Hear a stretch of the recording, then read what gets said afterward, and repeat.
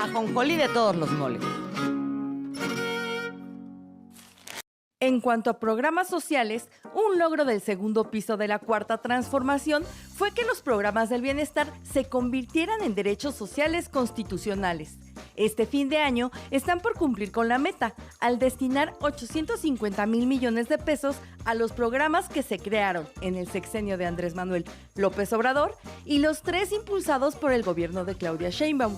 Sheinbaum cerrará el año beneficiando de manera directa y sin intermediarios a 32 millones de familias y en 2026 el presupuesto ascenderá a 1 billón de pesos.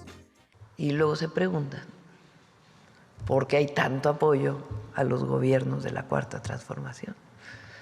Pues es que hay recursos que van directo a la gente, sin intermediarios. El pasado 27 de noviembre, 13.2 millones de adultos mayores recibieron los 6 pagos bimestrales del año. Se invirtieron 484.4 mil millones de pesos. En el caso de la pensión Mujeres Bienestar, para mujeres de 60 a 64 años, se invirtieron 23.6 mil millones de pesos.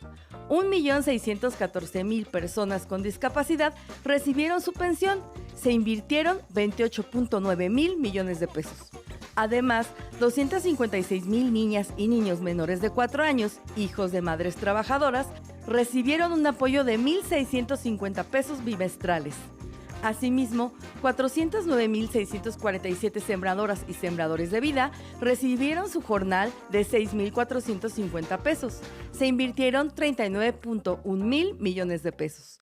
En suma, los programas de la Secretaría de Bienestar son 18,494,000 beneficiarios que reciben periódicamente cada 2 meses su apoyo. Y en este año la presidenta ha cumplido con todos y cada uno de ellos. A partir del 1 y hasta el 13 de diciembre, inició el registro para los hombres que cumplen 65 años y las mujeres de 60 años, que les entregarán los recursos el próximo año de la pensión para adulto mayor. Este año se benefició a 8.1 millones de estudiantes con el programa La Escuela es Nuestra y se está apoyando a 776 escuelas de Puebla y Veracruz afectadas por las lluvias e inundaciones de meses pasados. Además, con una inversión programada de 25 mil millones de pesos, se benefició a 68,011 escuelas de educación básica y 6,239 planteles en el nivel medio superior. Además, se creó el Plan Michoacán por la Paz y la Justicia, donde también se está atendiendo a estudiantes con la beca Gertrudis Bocanegra para 98,569 estudiantes como parte de la estrategia de atender las causas de la violencia. En enero de 2026 iniciarán con la entrega de las tarjetas de los becarios que se registren en la plataforma www.becagertrudisbocanegra.gov.mx. En cuanto a nuestro calendario operativo, nos satisface informar que este programa ya está próximo a concluir. Respecto a los programas Autosuficiencia Alimentaria, Producción para el Bienestar, Fertilizantes Gratuitos, Precios de Garantía, Leche para el Bienestar, Bien Pesca, el Programa de Mejoramiento de Vivienda y de Jóvenes Construyendo el Futuro, estos son los resultados. Se atendió a 32,836,000 personas y se concluirá con la meta de atender a 33,391,000 beneficiarios. Se han ejercido 774.8 mil millones de pesos de los 850 mil millones programados y en los próximos días se ejercerá la totalidad del presupuesto. En pocas palabras, estamos llegando a prácticamente todas las personas previstas y cerraremos el año cumpliendo los objetivos planeados. Rosalía Vergara, Mañanera 360. También en este año del gobierno de la presidenta Sheinbaum, se recordó que durante los sexenios del PRI y el PAN, la educación y la salud dejaron de ser un derecho social y ser un privilegio, debido a la privatización de ambos sectores. Ahora, durante el primer año de la presidenta, se ha priorizado y garantizado el acceso público y social, además gratuito, de la salud de los mexicanos. Y además que miles de jóvenes no pierdan la oportunidad de estudiar desde la secundaria a la preparatoria y que incluso tengan acceso a la universidad. Así es la pieza que presentamos para ustedes. Durante el periodo neoliberal, la educación y la salud dejaron de ser un derecho para pasar a ser un privilegio. La salud se volvió inaccesible para millones de personas gracias a la privatización dentro de las mismas instituciones públicas. En cambio, la educación se volvió más limitada. Esto derivó a millones de jóvenes dejar sus estudios truncados ante la falta de la oferta educativa. Con la llegada de la primera mujer presidenta, Claudia Sheinbaum, el panorama ha cambiado. Por medio de nuevos programas e iniciativas, se vuelve a garantizar el acceso a la salud y a la educación pública en todas las regiones de la República. Desde el arranque de su mandato, el gobierno de la presidenta Claudia Sheinbaum ha enfatizado la consolidación de un sistema de salud público con enfoque preventivo y de atención primaria. La red destaca por fortalecer la red de clínicas y hospitales en regiones históricamente marginadas. Porque nuestra concepción es que la salud no es una mercancía, no es un privilegio, el acceso a la salud es un derecho del pueblo de México. Tan solo en este 2025, el gabinete inauguró 31 nuevos hospitales en instituciones del sector público, IMSS, ISSSTE e IMSS Bienestar. Asimismo, el abasto de medicamentos es otro de los puntos consolidantes este año. Con el fin de atacar el histórico problema del desabasto de medicinas, el gobierno federal activó las farmacias del bienestar y las rutas de la salud.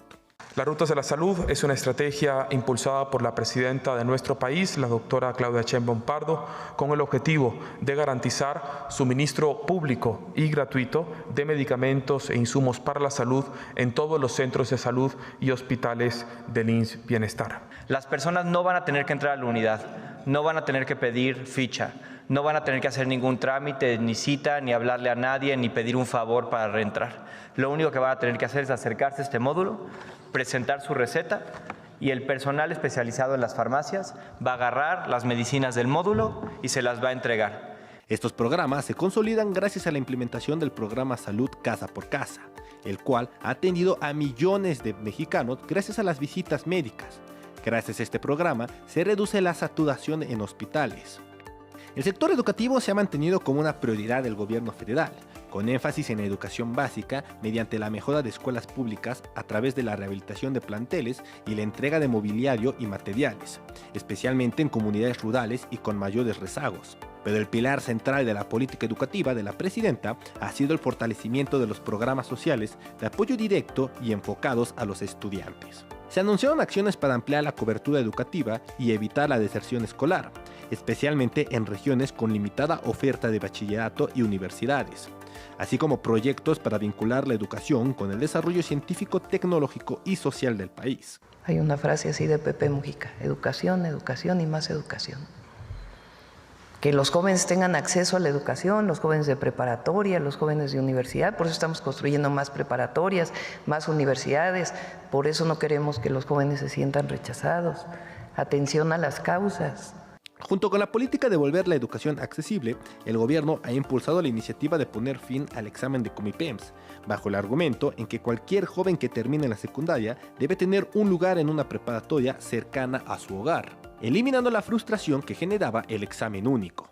Pero lo que queremos es que lo hagan con gusto, que sepan que la escuela es incluyente, que los abraza y además que van a la escuela pues que les quede más cerca de su casa y que todas son buenas, que toda la educación media superior del país pública es buenísima. Con un año de gobierno, la visión humanista, tanto en el sector de la salud y el educativo, destacan avances con metas a mediano y largo plazo. Como dos ejes centrales en su administración, la presidenta busca consolidar ambos sectores como equitativos, incluyentes y de calidad para todas y todos los mexicanos. Mañanera 360. Y también algo que debemos recordar es que aquellos sexenios que utilizaban los derechos como un negocio, que tenían solo acceso unos cuantos y que se beneficiaban solo las élites, también es importante hablar del transporte en nuestro país, específicamente el tren de pasajeros. Recordemos que el sexenio pasado, con el presidente Andrés Manuel López Obrador, se buscó recuperar los trenes en nuestro país y sobre todo priorizando al sur, algo que hizo molestar a muchos sectores de la sociedad que se veían beneficiados por el clasismo, por el racismo y por el elitismo que había para que pudiérase acceder a los derechos de todas y de todos, sobre todo en el sur de nuestro país. La presidenta Claudia Sheinbaum lo que ha buscado es conectar aún más a nuestro país con los trenes de pasajeros, que además lo que buscan es que se vuelva cada vez más accesible, que podamos viajar de un estado al otro. Pero adivina, Arlene, ¿qué nombre volvió a surgir ahora con esto de los trenes? ¿Cuál crees? Ernesto Zedillo, que fue quien privatizó, ¿no?, Ferrocarriles Nacionales y que hizo toda esta serie de privatizaciones que ahora se recuperan con los trenes de pasajeros. Y que curiosamente después terminó siendo asesor consejero de una de las empresas. Algo increíble. Exactamente. Increíble. Kansas Por eso nosotros hicimos estas piezas para ustedes, para recordar, no olvidar jamás qué es lo que se está haciendo, qué es lo que se hizo y qué es lo que viene para 2026. En México, un nuevo impulso al transporte ferroviario de pasajeros toma fuerza. Después de décadas de abandono tras la privatización de los ferrocarriles nacionales en los años 90, el país apuesta por volver a conectar ciudades y regiones a través de trenes modernos y sustentables. Porque los trenes van, el rescate de los trenes de pasajeros va. Los trenes de pasajeros desaparecieron del mapa tras la privatización neoliberal, dejando miles de kilómetros abandonados y subutilizados. Fue a partir del gobierno de Andrés Manuel López Obrador que se decidió recuperar esta vocación de transporte público, priorizando infraestructura ferroviaria para conectar al país. Durante su gobierno, López Obrador decidió recuperar el sistema ferroviario. Su administración rehabilitó rutas, impulsó trenes a escala regional y dejó la posibilidad de habilitar hasta 18,000 kilómetros de vías concesionadas para uso público de pasajeros. Pero yo veo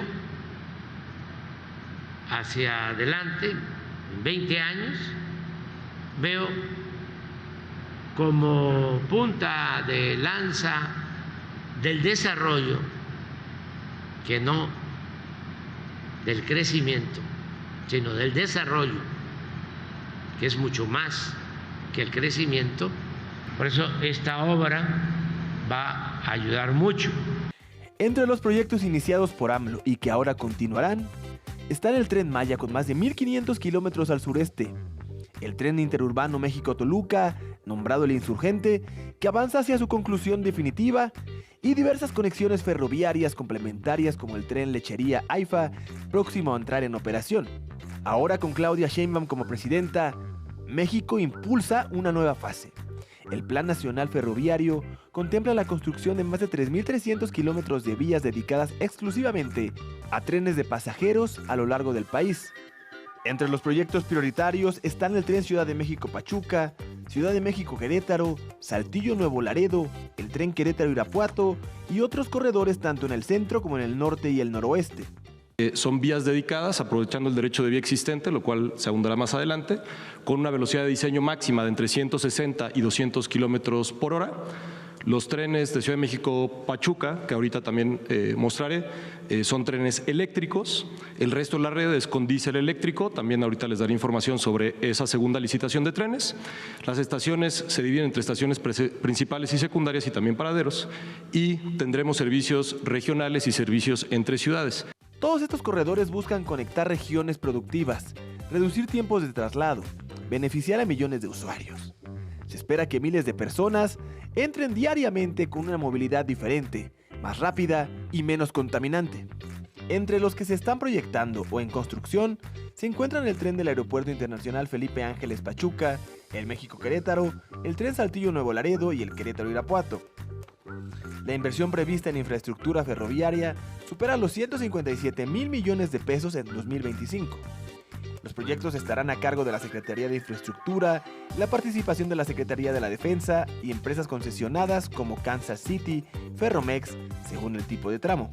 En el marco de la construcción de líneas férreas que ha emprendido el Gobierno de la República al norte del país, Defensa continúa participando de manera coordinada con las dependencias de gobierno en la construcción y proyecto de estas nuevas vías férreas. Tenemos a cargo nosotros, como ya lo mencionamos, la construcción del tren de la vía férrea de Ciudad de México a Pachuca y de Ciudad de México a Querétaro. También estamos concluyendo los estudios de ingeniería básica de los tramos de Querétaro a Irapuato y de Saltillo a Nuevo Laredo. Estos proyectos no solo generarán conectividad entre estados, sino también empleo directo en su construcción y beneficios ambientales, además de sociales, a largo plazo. Los trenes de pasajeros volverán a ser una opción de transporte para millones de mexicanas y mexicanos. Se reducirán tiempos de traslado, bajará el uso de autos particulares, conectando la Ciudad de México, Querétaro, Guanajuato, Pachuca, Saltillo y Nuevo Laredo, entre otros polos urbanos. Como ven, el rescate de los trenes de pasajeros continúa. Se acabó el periodo en donde se decía que el Estado no podía construir, que lo público era malo per se, aunque todavía hay algunos trasnochados que piensan que lo único bueno es lo que no hace el gobierno. Estamos recuperando las capacidades del Estado mexicano para transportar al pueblo de México. Después de décadas sin trenes de pasajeros, México avanza con un sistema moderno que impulse movilidad, turismo y desarrollo regional. De la visión de AMLO de rescatar la infraestructura ferroviaria, al impulso de Claudia Sheinbaum para expandirla con miles de kilómetros nuevos. El país se prepara para reconectar a sus ciudades sobre rieles. Mañanera 360. A continuación tenemos un recuento de cómo el Gobierno de México atendió diversas emergencias, particularmente las inundaciones ocurridas en Veracruz, en San Luis Potosí, Hidalgo, Puebla y Querétaro.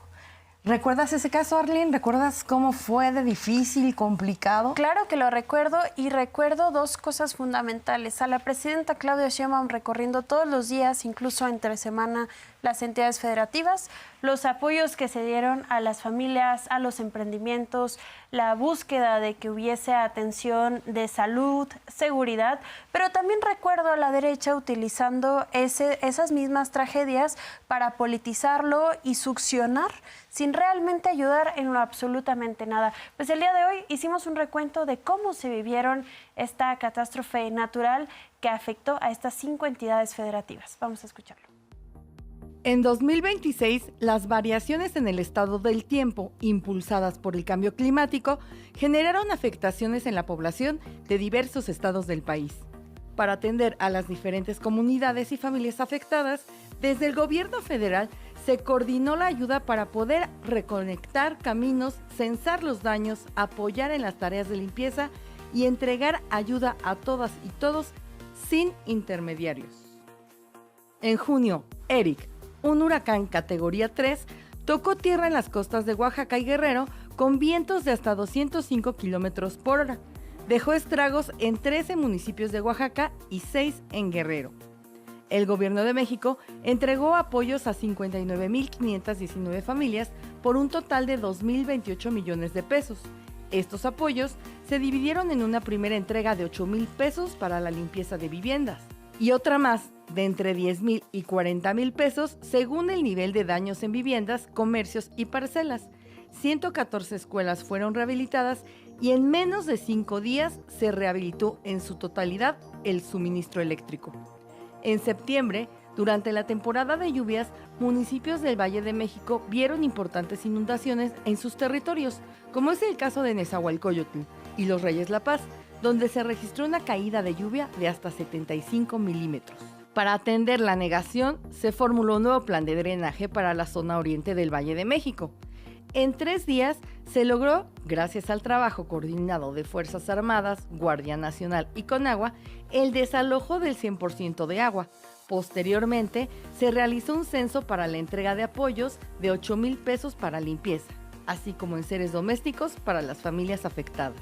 Sin embargo, las lluvias más grandes de las que se tiene registro no solo este año, sino en más de 10 años, fueron las que se registraron en el mes de octubre, asociadas con las tormentas tropicales Priscila y Raymond, que dejaron afectaciones importantes en 5 estados de la República: Veracruz, Hidalgo, Puebla, Querétaro y San Luis Potosí.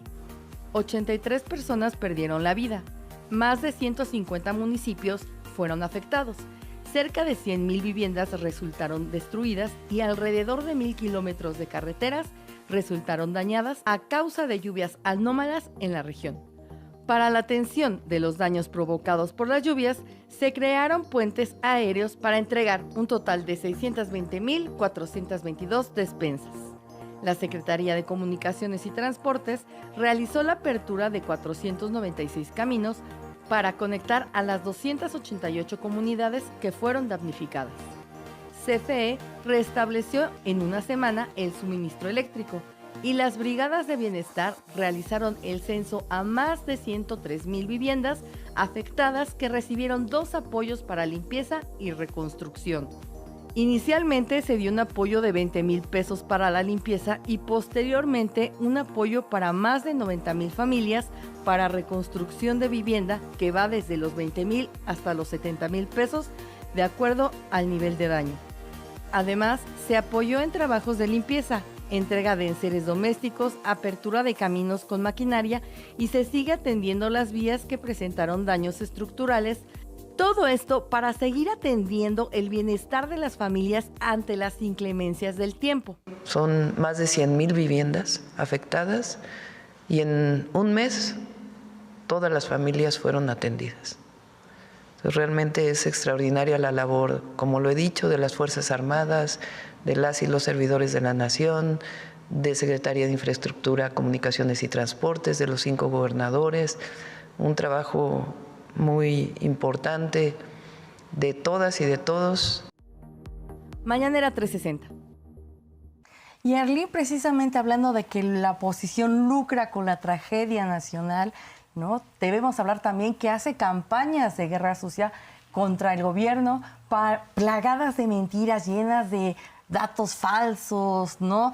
Incluso con inteligencia artificial han mal utilizado una herramienta que puede ser benéfica para todo el mundo, la utilizan para mentir, para querer convencer a la gente de que ellos tienen la razón y de lo que está haciendo el gobierno es una mentira, como si no fuera palpable. Así hubo también grupos internacionales de derecha. ¿Recuerdas eso? El uso de bots. Tú deberás saber más por ser más joven. Claramente recuerdo cómo se usaron más de 90 millones de pesos en bots en la red social X y cómo participaron grupos internacionales de España, de Argentina y de Estados Unidos para intervenir en nuestro país. También recuerdo cómo televisoras permitieron que hubiese anuncios por parte del gobierno de Donald Trump antimigratorios en contra y discriminatorios de nuestras y nuestros hermanos migrantes. Ellos abren la puerta al intervencionismo, pero nuestro país se sostiene frente a la crítica y la información. Vamos a escucharlo. Durante su primer año, el gobierno de la presidenta Claudia Sheinbaum fue víctima de ataques mediáticos llegados por distintos frentes. Televisión Azteca, propiedad del empresario Ricardo Salinas Pliego, fue el principal promotor de una campaña negra contra el gobierno. Desde sus espacios informativos se difundieron horas de noticias falsas, sesgadas y cargadas de rencor. Los dardos lanzados desde la televisora de la Jusco se incrementaron cuando la Suprema Corte de Justicia de la Nación dictaminó que Salinas Pliego tenía que pagar los más de 74,000 millones de pesos que adeuda al fisco. La sentencia de la Corte se dio un día antes de la llamada Marcha del Gen Z, que intentó movilizar a las juventudes del país y terminó recreando las manifestaciones de la Marea Rosa, con adultos en plenas erupciones violentas. Pero Salinas Pliego no fue el único opositor que atacó con mentiras y desinformación. También Reforma, Latinos, El Universal, entre otros, se sumaron a la guerra sucia que tuvo que ser desmentida en innumerables ocasiones en la conferencia matutina del pueblo. Viene muchas veces como propaganda. Lo he dicho aquí muchas veces, el periódico Reforma. Que ya aquí hasta ya ni ponemos las mentiras que se ponen.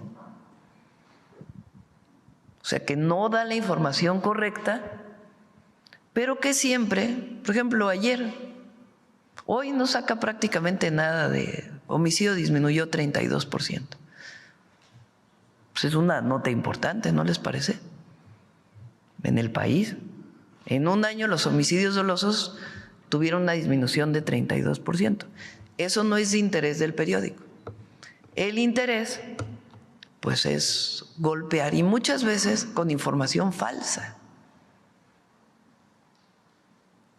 Así pasa con otros medios, escritos, de televisión. Bueno, hay uno que ya ni decimos, ¿verdad? Porque como debe impuestos, pues ya usó su televisora de propaganda. Absoluta propaganda. Los ataques de los medios fueron en muchas ocasiones calcas de los argumentos expresados en tribunas del Congreso por legisladores del PRIAN, lo que exhibió la coordinación en el intento de implantar una narrativa en contra de la administración federal. El eje de la ofensiva difamatoria tuvo también sus cimientos en el extranjero, pues con cuentas falsas y un ejército de más de 8 millones de bots, se buscó crear conversaciones en redes sociales. ¿Qué es lo que ha ocurrido como un fenómeno no solo en México, sino en el mundo entero? Reporteros, periodistas, compañeros como muchos de ustedes, que abrieron sus propios canales de YouTube con la facilidad que dan las redes sociales o en alguna otra red, que dan información y comentarios, como en cualquier medio. ¿Qué le pasa a todos estos intelectuales que estaban acostumbrados a que el pueblo de México solo escuchara lo que se decía en sus medios? Pues se sienten rebasados. ¿Por qué? Porque han perdido mucha credibilidad. De esta manera, en su primer año, los ataques emprendidos por la derecha internacional fueron directamente proporcionales al avance y al respaldo que el pueblo de México mostró con el gobierno de la presidenta Claudia Sheinbaum.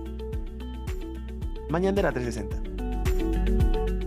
Y guionistas profesionales realmente pensaría que deberían de cambiarse de profesión. En vez de ser políticos, deberían de dedicarse a hacer películas de ficción o series, porque lo hacen increíble y cada vez mejoran a sí mismos, llevando incluso a superar la inteligencia artificial. Por eso es importante el trabajo que se hace en Detector de Mentiras por parte de Infodemia y encabezado por nuestro compañero Miguel Elorza, que lo que busca es desmentir todas las falsedades que se dijeron en torno a la oposición, llamando a la ley espía. ¿Lo recuerdas? Lo recuerdo. Que te iban a observar y vigilar, o aquellas veces que decían que te iban a quitar tu casa o que querían desaparecer a la justicia de nuestro país. Exacto. Por elegir a candidatas y candidatos. Pues muchos de estos temas se tocaron en Palacio Nacional de esta manera.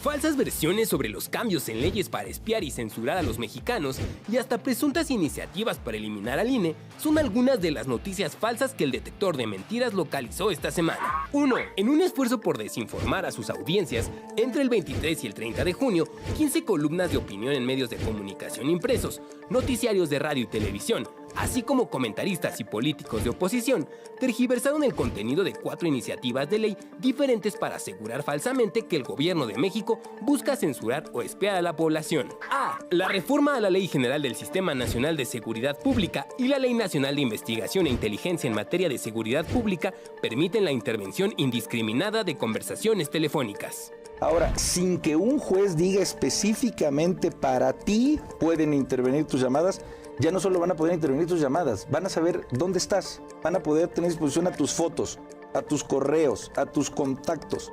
¡Mentira! Las reformas no autorizan intervenciones y escuchas telefónicas. Cualquier intervención telefónica solo puede hacerse con autorización judicial según la propia Constitución, que en su artículo 16 establece que las comunicaciones privadas son inviolables y exclusivamente la autoridad judicial federal, a petición de la autoridad federal que faculta la ley o del titular del Ministerio Público de la entidad federativa correspondiente, podrá autorizar la intervención de cualquier comunicación privada. B. La reforma a la ley de la Guardia Nacional permitirá geolocalizar sin límite a todas las personas. Tu geolocalización en tiempo real, a qué hora sales de tu casa, a dónde vas, a qué hora sales del trabajo, con quién te reúnes. A todo eso van a tener acceso si se aprueban estas 4 leyes. ¡Mentira! La ley de la Guardia Nacional solo permite la geolocalización de dispositivos móviles mediante una orden judicial. En su artículo 9, fracción 26ª, establece que la Guardia Nacional podrá solicitar por escrito y bajo el mando y conducción del Ministerio Público a los concesionarios, permisionarios y operadores telefónicos la información con que cuenten, así como la georreferenciación de los equipos de comunicación móvil en tiempo real, para el cumplimiento de sus fines de prevención de los delitos, previa autorización fundada y motivada de la autoridad judicial. Además, la redacción de este artículo no cambió respecto al vigente escrito por los partidos Acción Nacional y el PRI en 2014. C. La reforma a la Ley Nacional de Investigación e Inteligencia en materia de seguridad pública será utilizada para perseguir y espiar a ciudadanos, periodistas y políticos de oposición. Y en la Cámara de Diputados hoy se discute la ley del Sistema Nacional de Investigación e Inteligencia, la llamada Ley Espía, que no es otra cosa que legalizar el espionaje, porque todas las instituciones pueden obtener y aportar información de los ciudadanos, incluso en tiempo real. ¡Mentira! El artículo 12 de la Ley Nacional de Investigación e Inteligencia en materia de seguridad pública permite solicitar a las instituciones de seguridad pública, a entes públicos y privados, información de sus bases de datos, pero solo cuando se trate de la investigación de un delito de alto impacto, mediante una orden judicial bajo la conducción del Ministerio Público y en apego a lo dispuesto a la Ley General de Transparencia y Acceso a la Información Pública, la Ley General de Protección de Datos Personales en posesión de sujetos obligados y la Ley Federal de Protección de Datos Personales en posesión de los particulares. D. La Ley Federal de Telecomunicaciones y Radiodifusión podrá suspender arbitrariamente transmisiones incómodas. Y es que uno de los misiles autoritarios de Morena es justo lo que le comentó la ley censura, es un peligro absoluto, no solo para los medios de comunicación, es un peligro para todos los mexicanos. La facultad de suspender transmisiones sin orden judicial es la ley censura. ¡Mentira! La Ley Federal de Telecomunicaciones y Radiodifusión rescata los derechos de las audiencias eliminados en 2017 y previstos en el artículo 6 de la Constitución. La nueva Ley de Telecomunicaciones contempla en su artículo 8, fracción 62, la posibilidad de ordenar la suspensión inmediata de las transmisiones que violen las normas previstas en esta ley, únicamente cuando se incumplan los lineamientos en materia de defensa de audiencias o que no respete los valores y principios a que se refiere el artículo 3 de la Constitución, con previo apercibimiento a los medios para que se apeguen a todos los derechos de las audiencias. 2. La reforma para desaparecer el Coneval se realizó para que no se conozca nunca el nivel de pobreza en México. ¡Mentira! En la mañanera del pueblo del 24 de junio, la presidenta Claudia Sheinbaum negó que su administración pretenda desaparecer la medición de la pobreza y explicó que esas funciones serán transferidas al INEGI, instituto que ya realiza la encuesta nacional de ingreso-gasto. 3. La reforma electoral de la presidenta Claudia Sheinbaum eliminará al INE. ¡Mentira! La presidenta Claudia Sheinbaum no ha presentado una reforma electoral. Sin embargo, el 25 de junio, en la mañanera del pueblo, adelantó que esta reforma mantendría el carácter autónomo del INE, buscaría reducir el gasto destinado para los procesos electorales y mejorar el proceso de integración de las listas de legisladores plurinominales. 4. México ya no podrá votar en la ONU porque tiene una deuda millonaria. México ya no puede votar en la Asamblea General de la ONU. ¿Y saben por qué es la razón? Y se lo pongo a Familia Típica porque luego no lo ven. Porque no ha pagado sus cuotas. ¡Mentira! En la mañanera del pueblo del 26 de junio, la presidenta Claudia Sheinbaum informó que los pagos de cuotas a la ONU se van cumpliendo de manera calendarizada, como se han hecho siempre, y destacó que hasta el pasado 16 de junio se han pagado 189 millones de pesos. 5. 13 institutos nacionales de salud serán incorporados al IMSS Bienestar. ¡Mentira! La Secretaría de Salud informó el 24 de junio que es falso que los institutos nacionales de salud se incorporen al IMSS Bienestar. Señaló que estas instituciones continuarán operando de manera independiente bajo la rectoría de la Secretaría de Salud con apego a sus marcos normativos.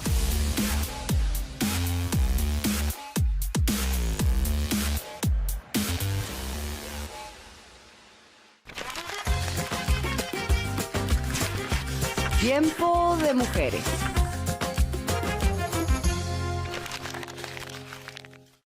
Y por supuesto que no puede faltar Mujeres en la Historia, que todos los jueves desde Palacio Nacional se convirtió en una sección para recordar la historia de las mujeres que la escribieron.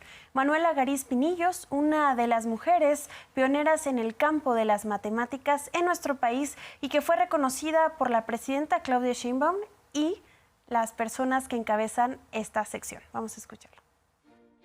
Elia Bravo Olis fue una de las pioneras de la investigación en ciencias biológicas de nuestro país. Nació en la Ciudad de México el 30 de septiembre de 1901 y en 1918 entró a la Escuela Nacional Preparatoria. Ahí tomó clases de biología con el profesor Isaac Ochoterena, quien, con ayuda de sus alumnas y alumnos más destacados, entre ellos Elia, formó el Departamento de Biología, semilla del futuro Instituto de Biología. Al concluir el bachillerato, Elia Bravo decidió estudiar biología, contra los deseos de su familia y a pesar de que esa carrera universitaria aún estaba en proceso de formalización. Elia inició sus estudios en 1924, junto con su colega Leopoldo Ancona. tomando clases en la Escuela de Medicina y en la Escuela de Altos Estudios.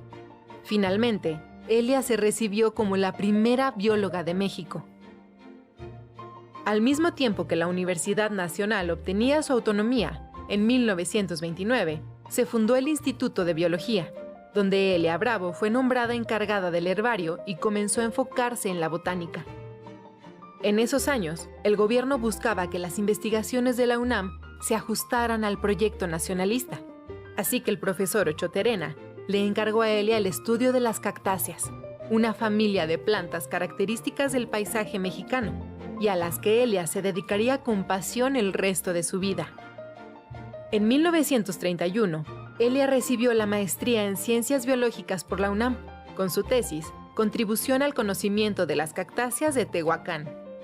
En 1937, después de 5 años de arduo estudio y recolección de especies, publicó la primera edición de su obra magna, Las Cactáceas de México, una enciclopedia botánica en torno a esa vasta familia vegetal que demuestra su importancia biológica, cultural, ritual y económica.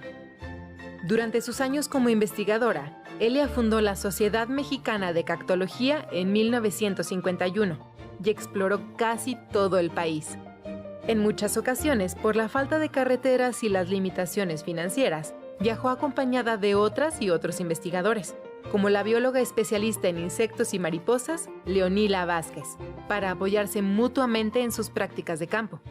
De esta manera, Elia logró tener alrededor de 160 publicaciones, 60 descripciones taxonómicas y 59 cambios de nomenclatura, así como viajar a Estados Unidos, Panamá y Brasil para compartir sus avances científicos. En su honor, actualmente existe la colección Jardín del Desierto Elia Bravo, en el Jardín Botánico de la UNAM, el Jardín Botánico Elia Bravo Olis, en Zapotitlán, Salinas, Puebla, y al menos 6 especies de cactáceas y una subespecie hacen referencia a su nombre y apellido, como la Heliobravoa chende, la Ariocarpus bravoanus, Opuntia bravoana o la Opuntia eliae.